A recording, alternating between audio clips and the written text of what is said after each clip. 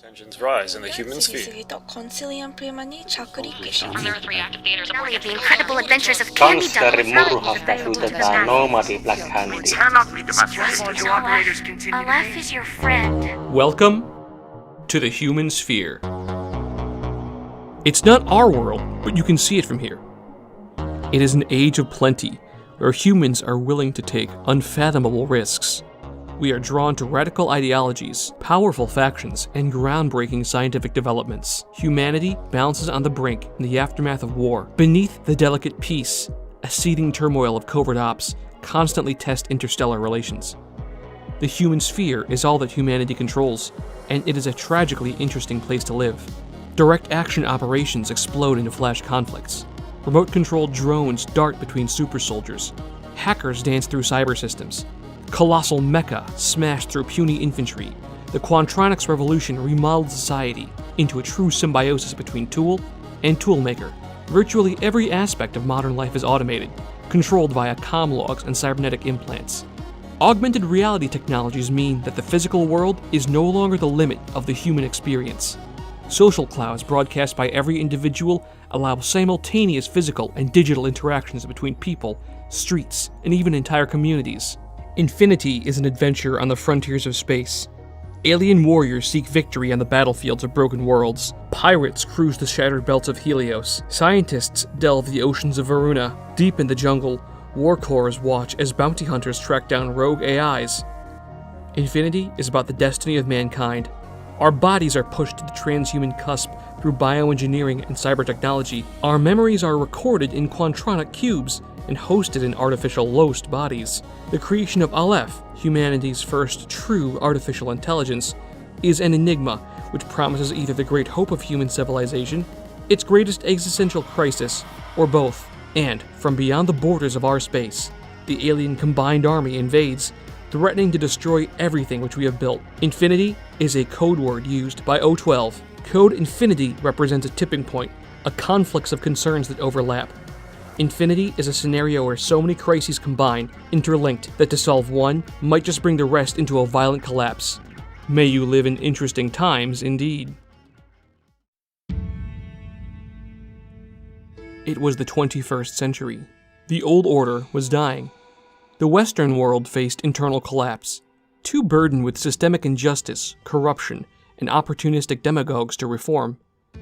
Democracy frayed and then ripped. ASEAN, the Alliance of Southeast Asian Nations, saw its members picked off and brought into economic and military alliance with China. In response, Australia, New Zealand, Indonesia, and Malaysia formed Neo-ASEAN to counter China's hegemony in the Pacific. The global economy spiraled up and down as the rich grew richer and the poor fled the rising waters of a warming planet.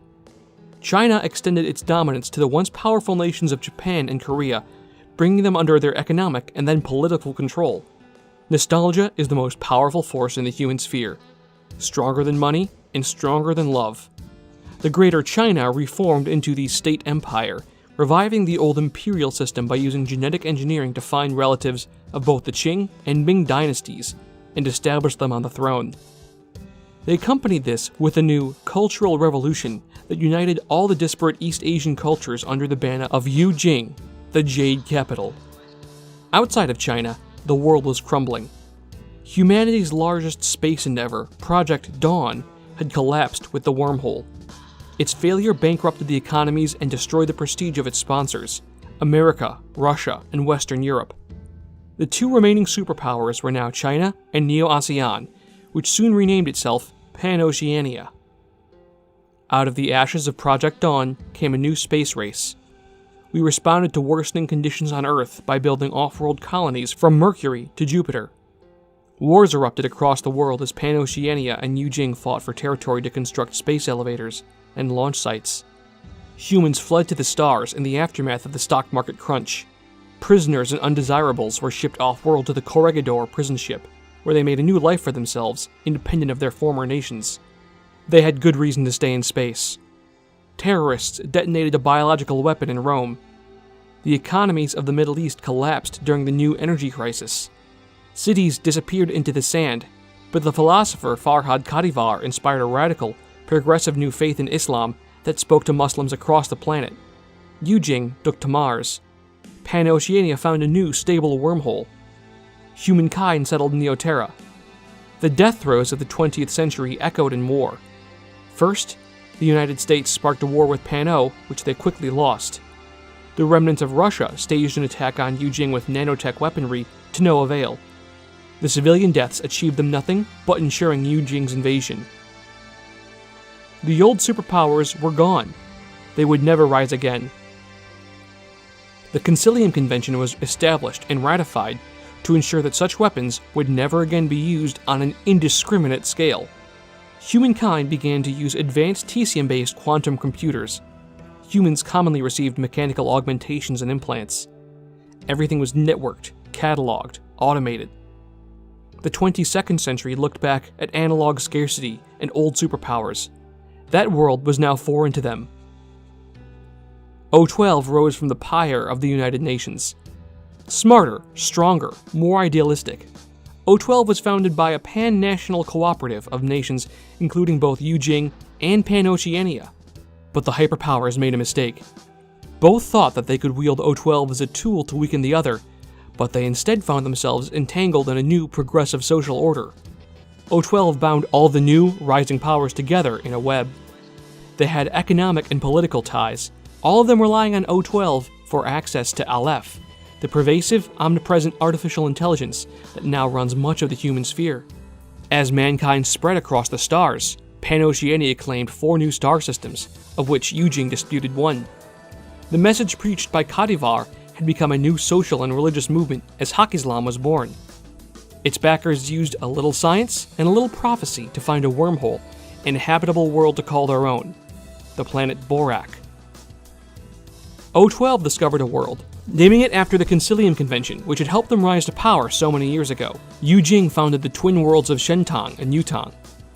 Colossal space colonies like Tunguska, Corregidor, and Bakunin joined forces to form the Nomad Nation, ensuring their independence in the face of the ever-growing hyperpowers. Aleph is an AI, eternally seeking expansion and the improvement of mankind. The Nomad Nation was unpredictable and violent, launching its own attacks on what the Nomads saw as Aleph's overreach into their personal affairs. Aleph responded with digital attacks. This cold war between Aleph and the Nomads persists to this day. The old colonies in the solar system and territories on Earth often became corporate fiefdoms, playthings for the new powers. Mars, Luna, Titan, all of them had once been the cutting edge of humankind, but the newscasts were more interested in Human Edge, Paradiso, and the Helots on Varuna.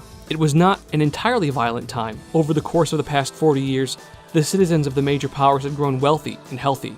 Generous social programs ensured that every citizen had all the food they wanted, the entertainment they craved, and the care they needed. The massive economies and advanced logistical assistance of Aleph meant that labor was a choice. The Cube, a neural implant invented in the labs of Borak, allowed a person to upload their brainwaves to a digital format. 8 years later, the first human was resurrected. Their brainwaves and their cube merged with a synthetic body. Immortality was a reality. But such incredible advances do not come without cost. Decades of saber-rattling and growing conflicts over resources inevitably led to the neo-colonial wars.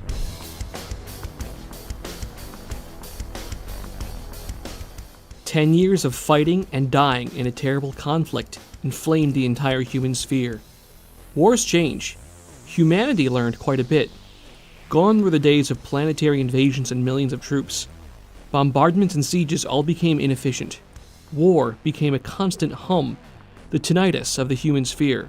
The mercenary market and newfound focus on rapid deployment served humankind well when the survivors of Project Dawn, the people of Ariadna, were rediscovered and reintegrated into the human sphere. 1 year later, something happened. We made contact with an alien race.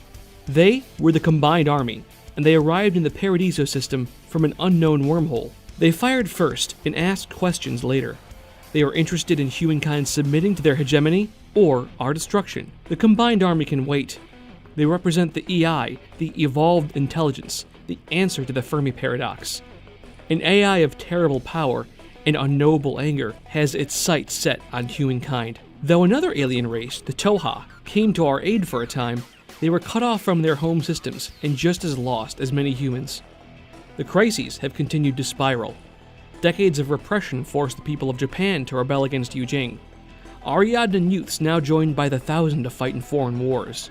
The combined army continues its assault on the sphere, but to many, the war is far away, simply a thing to watch on Maya. Even invasions of Dawn and Concilium Prima cannot shake humankind's internal bickering. Our differences may be too great. Life in the human sphere is recognizable to us, but daily living is fundamentally different. The largest social change is the cube. Cubes are small memory modules as big as a cigarette. They're very tough to destroy and can't be hacked remotely.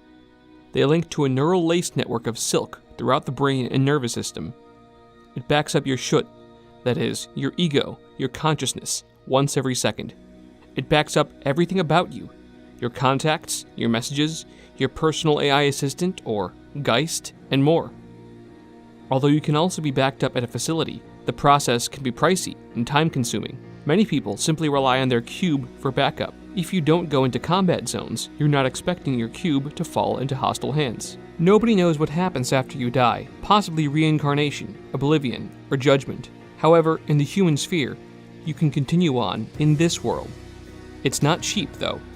Most people can't ever hope to afford it, so they put money into savings accounts while alive in the hope that after death, they'll eventually accrue enough money to afford a resurrection.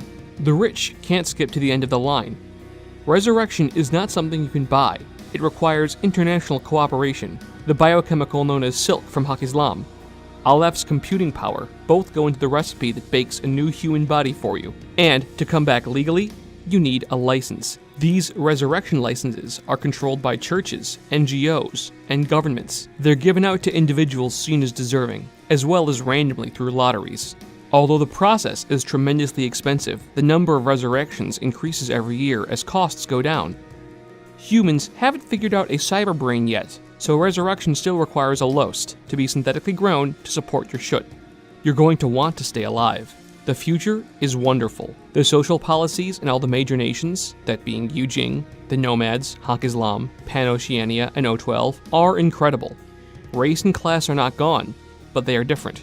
Diversity is celebrated. Menial jobs are rare, with automation being commonplace. Your Geist, that is, your personal AI, can automatically do your shopping or order your food. Your Maya implants overlay your friends' avatars over your vision. You can be on different continents and have a conversation while sharing some mochi together and have it feel like you're in the exact same room. Maybe you're meeting with friends for church. Religion has returned in unique ways. The Christian Church has unified several branches together under a progressive and popular papacy. The Pope preaches social justice as well as salvation. But if neither of those interest you, the Christian Church also controls those resurrection licenses. Faith is common in many nations. Religion is a cultural cornerstone that often reflects social values. It shouldn't be surprising that religion is used as a tool to foster social unity, even if that's sometimes measuring piety in bits and bytes. Machine learning and algorithms exert a fearsome level of control over human lives, but allow for incredible personal freedom. A full-time job is 20 hours a week, and it pays better than you can imagine. People who don't work have generous benefits, and live more comfortably than most middle-class people in the 21st century could dream of. Things are not free per se, but the basic amenities of life cost so little that they are unnoticed by the billions of people who enjoy them. This is all possible thanks to tools like Maya, a decentralized mesh network overseen by Aleph, and shared by just about every networked machine in existence. Encryption is intrinsic to Maya, using hyperledgers, similar to ancient blockchain technology. Humans remote control avatars and robots with ease thanks to Maya, and surf uncountable channels of entertainment offered by the infinite tools at one's disposal. You're not restricted to Maya if you want to see the galaxy. Humanity is bound together by a precarious network of jump gates built around naturally occurring wormholes. Space travel is expensive, and space is lethal. There are no force fields and no artificial gravity to make it more pleasant. Owning a spacecraft that can use the jump gates is extremely expensive, which is why most people take the circulars, unimaginably large space trains that carry freight, passengers, and docked ships across consistent loops throughout the human sphere. All of them are run by O12.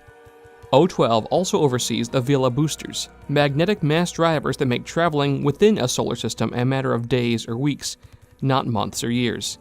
That's a good thing, too. A lot can happen in a few months, and much more in a few years. Politics do not end when the office closes for the night. The future is filled with factions. There are corporations like Magna Obra, mercenaries like the Druze, and organized criminals in Submondo. That's the Esperanto word for the underworld. There's also O12, the supranational entity that functions as a meeting place and governmental body for the entire human race. But all of them exist in the shadow of the great powers. The G5 nations are the strongest and most prominent polities in the human sphere. There's Pan-Oceania. They are the hyperpower. Culturally, they are the West. They are the children of democracy, the church, rationalism, capitalism, and the social safety net. More people are citizens of Pano than anywhere else. They live rich lives thanks to their trust in and addiction to modern technology. Their eternal rival, Yu Jing, is the authoritarian heir to the Chinese Empire and Leninism. They treasure peace, but continue a cold war with Pan-Oceania. They are individualists that cherish their local cultures, yet also their national collective. They are both yin and yang. They stand on the brink of greatness. They are the East. The nation of Yu Jing will take what is deserved. Less numerous, but no less influential, are the nomads. They travel the stars in 3 gigantic motherships, Bakunin, Corregidor, and Tunguska. They refuse Aleph and its insidious surveillance state. They will die for their personal liberties. They are libertarians who reject megacorporate control. They are also mad scientists obsessed with dangerous artificial intelligence. They are religious extremists, anarcho-socialists, unethical hypercapitalists. They are contradictory. What they are is the nomad nation. They will not be intimidated. They will live as they choose. In stark contrast is Haq Islam. Farhad Kadivar saw in the Quran a clarion call to the search for knowledge. What began as a cultural and religious movement has become a nation with planets to call its own. The Haq Islamites pursue knowledge through philosophical inner exploration as well as scientific pursuits of the physical world. Merchant guilds dominate the economy. Advanced biomedical research allows for immortality. Terraforming will one day make their desert world into a paradise. Ariadna are the remnants of Project Dawn, the international effort to found a colony world on the other side of a wormhole. When the project failed, the colonists collapsed into warring tribes. 2 centuries since then, the colony has been reunited under the banner of Ariadna and been rediscovered by the human sphere. They are also frequently exploited by off-worlders. Ariadnans are tough and hardened from years of fighting the native inhabitants of their planet, as well as each other. They are locked in an eternal struggle for their independence. Many leave their world in search of a better life among the stars. They are sorely needed. Hypercorporations are always eager for soldiers to fund their mercenary wars. Many corporations are sovereign in their own right, existing in a liminal state between nations. Many corporations are full societies, funding private armies and mercenaries in an unending quest for profits. War is good for business after all. Thanks to the combined army, there will never be a shortage of violence in the human sphere. The enigmatic Evolved Intelligence is a powerful AI with intentions for humanity that we simply do not know. The combined army came screaming through the dataless wormhole, falling first upon the world of Paradiso with unerring violence. They are the vehicle for the EI's will. Warrior predators like Morats lock arms with Shasvasti Gene soldiers. Umbra and Sigma warriors fall like a black rain through cracks in human society. The combined army is hardened from centuries of war with the Toha. They are uninterested in peaceful coexistence with humankind. How can we hope to fight against such a threat? The hegemony, the territory of the EI, it's vast. Humanity is not, though we have adapted at a rapid pace. 11 star systems now host humans. Earth, our cradle world, is relatively depopulated but highly developed and well explored. Neoterra is humanity's economic and social hub, the capital of Pan-Oceania. Much of its surface is covered in wildlife preserves and dense urban centers. It is the richest and most influential planet in the human sphere. Acontecimiento was the third world settled by humans, a place of sprawling farms and endless factory compounds. Varuna is a place of outstanding beauty. It also features the hyper-elite and the Helots, the first intelligent race encountered by humanity. Pan-Oceania shares control of Svalaraima with Yu Jing, a freezing cold planet that is abundant in resources and locked in constant low-level conflict between the two powers. By comparison, Shentang and Yutang are two tidally locked planets, the two capitals of Yujing. They are verdant, carefully manicured.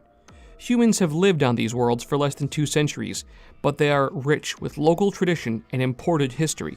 Borak is a harsh desert world, but it is precious to Hak-Islam.